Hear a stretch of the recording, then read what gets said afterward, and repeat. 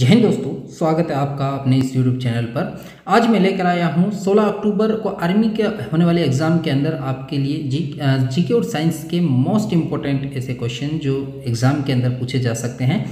और अगर आपका भी 16 अक्टूबर को आर्मी का एग्ज़ाम है तो ये सारे क्वेश्चन आपके लिए बहुत इंपॉर्टेंट होने वाले हैं। अगर आप नए हो इस प्लेटफॉर्म पर, चैनल को सब्सक्राइब करना। अगर आपको वीडियो पसंद आए तो वीडियो को लाइक और शेयर जरूर करना।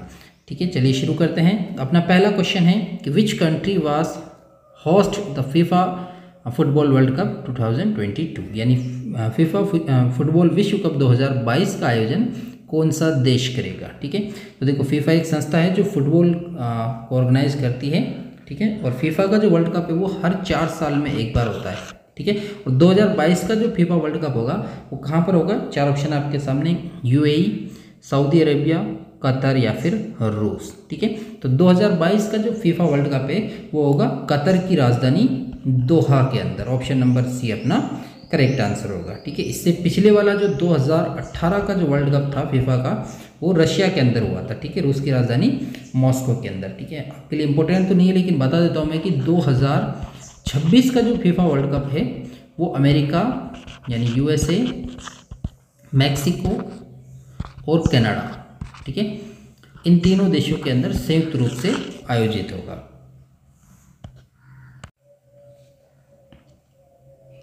नेक्स्ट क्वेश्चन है अपना कि सूर्य के प्रकाश हमारे पास लगभग कितने समय में पहुंचता है। ठीक है, approximately how much time does sunlight reaches. ठीक है, यानी जो सूर्य की लाइट है वो हमारे पास यानी पृथ्वी पर पहुंचने में उसको कितना समय लगता है। देखो लगभग में बताना है। 4 ऑप्शन आपके सामने, 8 मिनट, 2 मिनट, 6 मिनट या फिर 4 मिनट। ठीक है, तो देखो लाइट की जो स्पीड होती है वो 3 लाख किलोमीटर पर सेकंड होती है और सूरज और पृथ्वी के बीच की जो लगभग दूरी है वो है 15 करोड़ किलोमीटर। ठीक है, तो यहाँ पर सूरज की लाइट को जो पहुँचने में वो टाइम लगता है 500 सेकेंड, या फिर इसको हम लिख सकते हैं 8 मिनट 20 सेकेंड या फिर 18 सेकेंड या फिर 19 सेकेंड भी हो सकता है ये। ठीक है, तो लेकिन यहाँ पर देखो सेकेंड में नहीं दे रखा, सिर्फ मिनट में दे रखा है, तो 8 मिनट ऑप्शन नंबर ए अपना राइट आंसर होगा।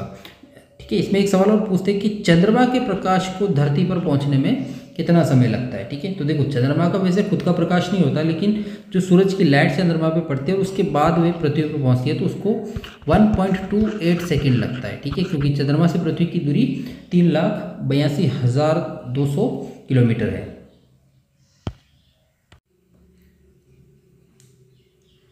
थर्ड क्वेश्चन है अपना कि where is Mudumalai animal sanctuary located, यानी मधुमलाई पक्षी विहार कहाँ पर स्थित है। 4 ऑप्शन आपके सामने, झारखंड, छत्तीसगढ़, तमिलनाडु या फिर गुजरात। ठीक है, तो इनमें से मधुमलाई पक्षी अभ्यारण्य या पशु विहार कहाँ पर स्थित है, तो ऑप्शन नंबर सी अपना करेक्ट आंसर होगा, तमिलनाडु के अंदर।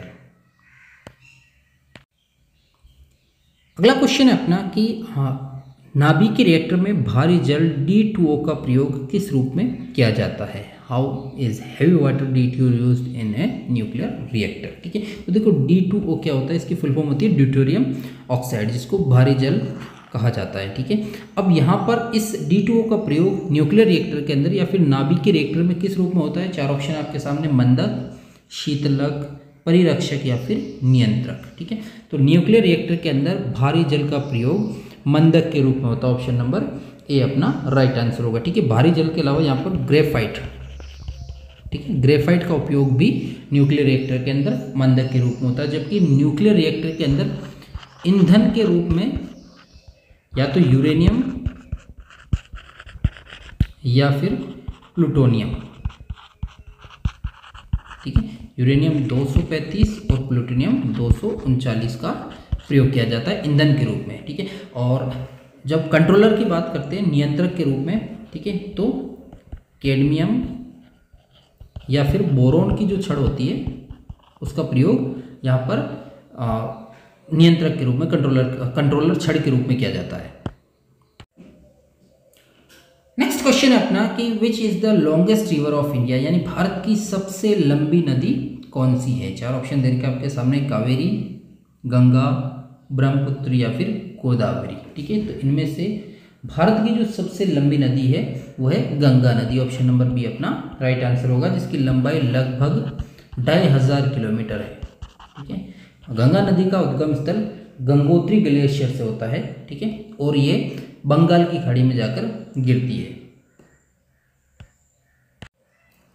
नेक्स्ट क्वेश्चन अपना कि rusting of iron is an example of, यानी लोहे पर जंग लगना किसका उदाहरण है। चार ऑप्शन आपके सामने, ऑक्सीकरण, अवकरण, बहुलीकरण या फिर जस्तीकरण। ठीक है, तो लोहे पर जो जंग लगता है वो ऑक्सीकरण की प्रक्रिया का उदाहरण है। ठीक है, ऑक्सीकरण क्या होता है, इलेक्ट्रॉन त्यागने की जो प्रक्रिया होती है उसको ऑक्सीकरण कहा जाता है, और इसी प्रक्रिया का उदाहरण है जंग। ठीक है, अगर हम बात करें जंग के फॉर्मूले की तो Fe2O3।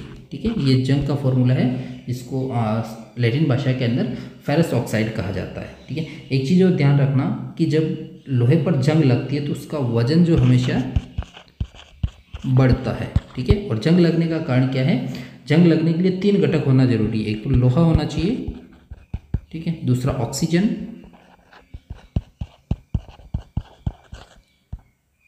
और तीसरा उसके अंदर आर्द्रता होनी चाहिए। ठीक है, बिना आर्द्रता के या पानी की कुछ मात्रा के जंग नहीं लगता है। नेक्स्ट क्वेश्चन है अपना कि Atmaram Pandurang was the founder of, यानी आत्माराम पांडुरंग किसके संस्थापक थे। चार ऑप्शन आपके सामने, ब्रह्म समाज, रामकृष्ण मिशन, आर्य समाज या फिर प्रार्थना समाज। ठीक है, तो इनमें से आत्माराम पांडुरंग किसके संस्थापक या फिर से संस्थापक थे, तो ऑप्शन नंबर डी अपना राइट आंसर होगा, प्रार्थना समाज। ठीक है, प्रार्थना समाज की जो स्थापना है वो 1867 में हुई थी, और इसमें M.G. रानाडे और आत्माराम पांडुरंग, ठीक है, इन्होंने केशव चंद्र के सहयोग से प्रार्थना समाज की स्थापना की थी। नेक्स्ट क्वेश्चन अपना कि उस तत्व की पहचान कीजिए जो पृथ्वी की बाहरी परत पर सबसे अधिक मात्रा में पाया जाता है। ठीक है, identify the element which of found the maximum quantity in the outer layer of the earth. ठीक है, तो यानी पृथ्वी की जो बाहरी सतह है उस पर सबसे अधिक मात्रा में कौन सा तत्व पाया जाता है। चार ऑप्शन है आपके सामने, ऑक्सीजन, सिलिकॉन, हाइड्रोजन या फिर आयरन। ठीक है, तो पृथ्वी की सतह पर लगभग 46.60% ऑक्सीजन होता है। ऑप्शन नंबर ए अपना राइट आंसर होगा, जो पृथ्वी पर पाए जाने वाले सबसे प्रमुख तत्वों में से एक है।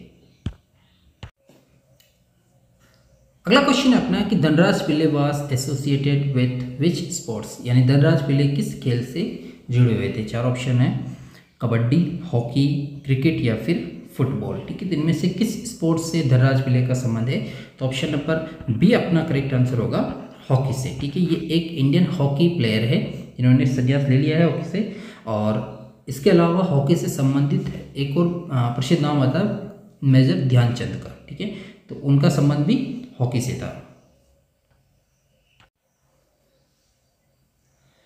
अगला क्वेश्चन है अपना कि what is the amount of matter in the steel ball, यानी इस्पात के गोले में पदार्थ की मात्रा उसका क्या होती है। चार ऑप्शन दे रखे हैं, वजन, घनत्व, आयतन या फिर द्रव्यमान। ठीक है, तो इस्पात के गोले में पदार्थ की जो मात्रा होती है वो उसका द्रव्यमान होती है। ऑप्शन नंबर डी अपना राइट आंसर होगा।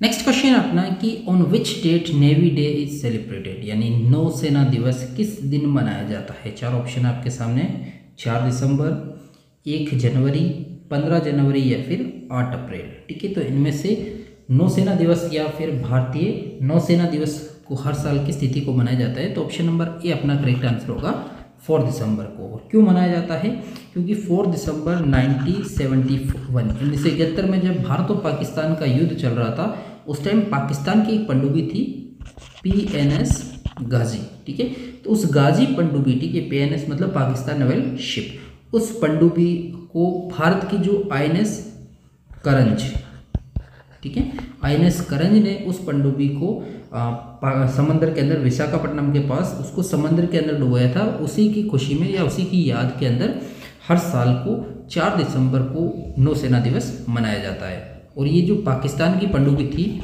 ठीक है, INS गाजी या PNS गाजी, ये अमेरिका से बनी हुई एक पनडुब्बी थी और इसको डुबाया गया था।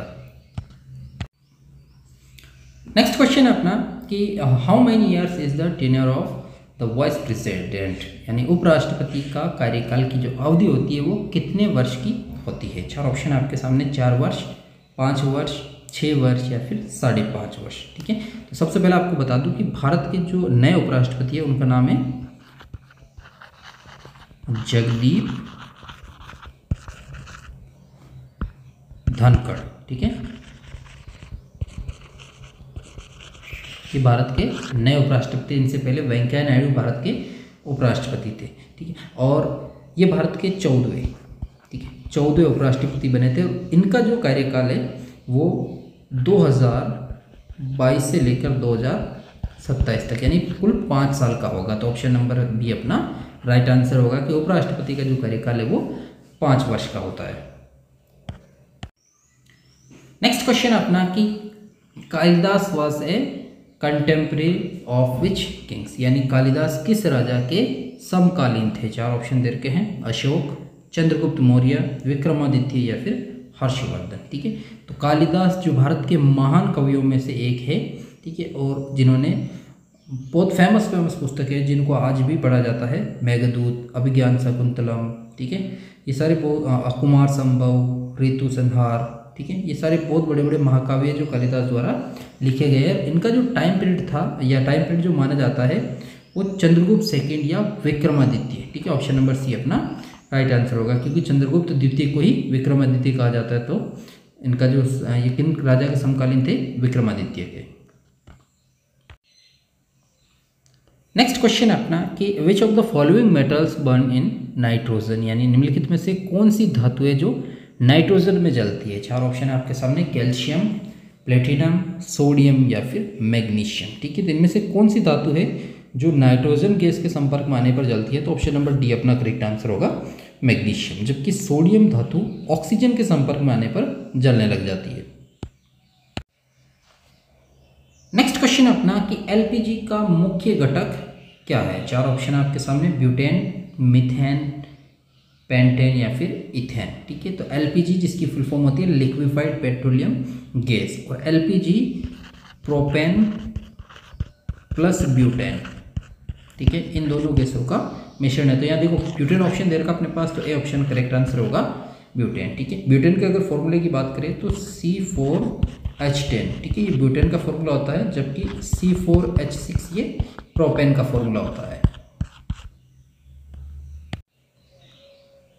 नेक्स्ट क्वेश्चन अपना कि which of the following elements is metalloid, यानी निम्नलिखित में से कौन सा तत्व एक उपधातु है। ठीक है, देखो उपधातु किसको बोलते हैं, जिसमें धातु और अधातु दोनों के ही गुण पाए जाते हैं। 4 ऑप्शन आपके सामने, टिन, बिस्मथ, फास्फोरस या फिर सिलिकॉन। ठीक है, तो इनमें से उपधातु का उदाहरण क्या है, तो डी ऑप्शन अपना करेक्ट आंसर होगा, सिलिकॉन। ठीक है, सिलिकॉन एक उपधातु है। उपधातु टोटल 7 है। ठीक है, जिसके अंदर boron, silicon, germanium, arsenic, antimony, टेलेरियम और पोलिनियम, ये 7 उपधातु हैं।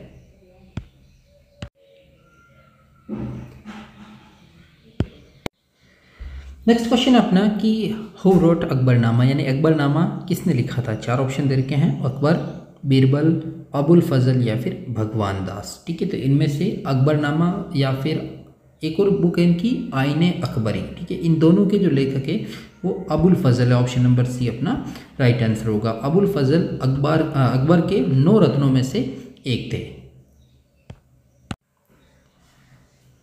नेक्स्ट क्वेश्चन अपना कि how long does it take the sing और नेशनल सॉन्ग वंदे मातरम, यानी हमारा राष्ट्रीय गीत वंदे मातरम को गाने में कितना समय लगता है। ठीक है, तो देखो हमारा राष्ट्रीय गीत है वंदे मातरम। ठीक है, जिसको लिखा था बंकिम चंद्र चटर्जी ने। ठीक है, और ये उनकी पुस्तक आनंद मठ से लिया गया है, आनंद मठ। ठीक है, और इसको सर्वप्रथम 1896 के अंदर गाया गया था, और इसको गाने का जो टाइम पीरियड है वो 65 सेकेंड। ऑप्शन नंबर बी अपना राइट आंसर होगा। जबकि राष्ट्रीय गान जनगण मन को गाने में 52 सेकेंड का समय लगता है। ठीक है, जबकि जनगण मन के रचयिता रविंद्रनाथ टैगोर है। नेक्स्ट क्वेश्चन अपना कि what is the highest amount in spinach leaves यानी पालक की पत्तियों में सबसे अधिक मात्रा किसकी होती है? 4 ऑप्शन दे रखे हैं, विटामिन, आयरन, कार्बोहाइड्रेट या फिर वसा। ठीक है, तो पालक की पत्तियों में सबसे अधिक मात्रा के अंदर आयरन या फिर लो तत्व पाया जाता है। बी ऑप्शन अपना राइट आंसर होगा। नेक्स्ट क्वेश्चन है अपना कि which is the smallest union territory of India, यानी भारत का सबसे छोटा केंद्र शासित प्रदेश कौन सा है? 4 ऑप्शन आपके सामने, लक्षद्वीप, पुडुचेरी, लद्दाख या फिर चंडीगढ़। ठीक है, तो भारत का जो सबसे छोटा केंद्र शासित प्रदेश है वो है लक्षद्वीप। ऑप्शन नंबर ए अपना राइट आंसर होगा, जिसका क्षेत्रफल मात्र 32.62 किलोमीटर स्क्वायर है। नेक्स्ट क्वेश्चन है अपना कि अंबाला शहर किस राज्य में स्थित है? In which state is Ambala city located? 4 option दे रखे हैं, पंजाब, हरियाणा, राजस्थान या फिर गुजरात। ठीक है, तो इनमें से अंबाला शहर किस राज्य में है? इसका आंसर आप मेरे को कमेंट बॉक्स के अंदर देंगे, ये आपके लिए होमवर्क का क्वेश्चन है।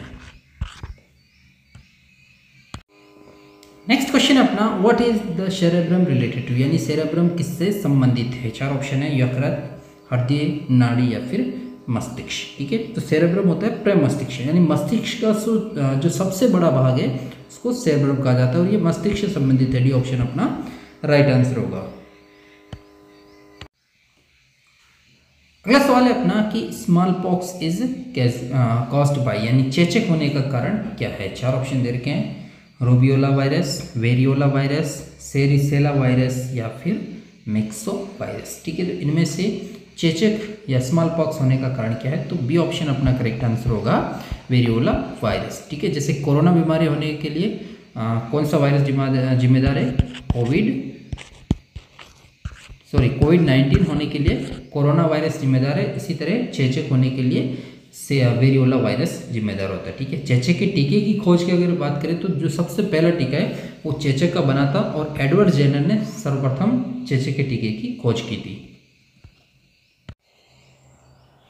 नेक्स्ट क्वेश्चन अपना कि 1976 में 42वें संविधान संशोधन या 42वें संशोधन द्वारा भारतीय संविधान की प्रस्तावना में कौन से 2 शब्द जोड़े गए थे? 4 ऑप्शन आपके सामने, समाजवादी और धर्मनिरपेक्ष, धर्मनिरपेक्ष और लोकतांत्रिक, बंधुता और स्वतंत्रता या फिर लोकतांत्रिक और गणतंत्र। ठीक है, देखो भारत का जो भारतीय संविधान की जो प्रस्तावना है उस प्रस्तावना में या फिर भारतीय संविधान में जो सबसे बड़ा संशोधन है वो 1976 में हुआ था, जो 42वां संविधान संशोधन था और इसी संविधान संशोधन को उप संविधान यानी मिनी कॉन्स्टिट्यूशंस कहा जाता है। और इस संविधान संशोधन के अंदर प्रस्तावना में समाजवादी और धर्मनिरपेक्षता ये दोनों शब्द जोड़े गए थे। इसके अलावा एकता और अखंडता ये शब्द भी जोड़े गए थे। ठीक है, और इसी संविधान संशोधन के अंदर जो मौलिक कर्तव्य है उनको भी जोड़ा गया था। नेक्स्ट क्वेश्चन और लास्ट क्वेश्चन है अपना कि who was the first security general of United nation organisations, यानी संयुक्त राष्ट्र संघ के पहले महासचिव कौन थे? 4 ऑप्शन आपके सामने, एंटोनियो गुटेरेस, ट्रिग्वे ली, बान की मून या फिर कोफी अन्नान। ठीक है, तो इनमें से जो संयुक्त राष्ट्र संघ के जो पहले महासचिव है वो है ट्रिग्वे ली। ठीक है, ऑप्शन नंबर बी अपना राइट आंसर होगा। ट्रिग्वे ली का संबंध नॉर्वे से है। ठीक है, ये नॉर्वे के थे, ये स्थायी थे। ठीक है, इनके अलावा जो ग्लेडविन जेब, ठीक है, ग्लेडविन जेब ये संयुक्त राष्ट्र संघ के पहले वैसे महासचिव थे, लेकिन ये कार्यवाहक थे। ठीक है, तो जो परमानेंट बने वो थे ट्रिग्वे ली नॉर्वे के। अभी वर्तमान समय में अगर हम बात करें तो संयुक्त राष्ट्र संघ के जो महासचिव है वो एंटोनियो गुटेरेस है, जो पुर्तगाल के हैं। ठीक है, ये पुर्तगाल के पूर्व राष्ट्रपति है। इनसे पहले बान की मून जो साउथ कोरिया के थे। ठीक है, उनसे पहले कोफी अन्नान संयुक्त राष्ट्र संघ के महासचिव थे। ठीक है, और कोफी अन्नान से पहले बुतरस गाली संयुक्त राष्ट्र संघ के महासचिव थे। तो आज के वीडियो में इतना ही। अगर आपको वीडियो पसंद आया तो वीडियो को लाइक करना, नए हो चैनल पे चैनल को सब्सक्राइब करना और अपनी तैयारी पुरजोर तरीके से चालू कर दो, क्योंकि आपके एग्ज़ाम को अब ज़्यादा दिन नहीं बचे हैं। ठीक है, 1-1.5 महीना कब निकलेगा आपको कुछ भी पता नहीं चलेगा। तब तक इस तैयारी करते रहिए अपनी। मिलते हैं किसी एक और नई वीडियो में, तब तक अपना और अपनों का ख्याल रखिए, माता पिता का सम्मान कीजिए और जो आपको मिला है उसी में आप संतुष्ट रहिए। जय हिंद, जय भारत, वंदे मातरम।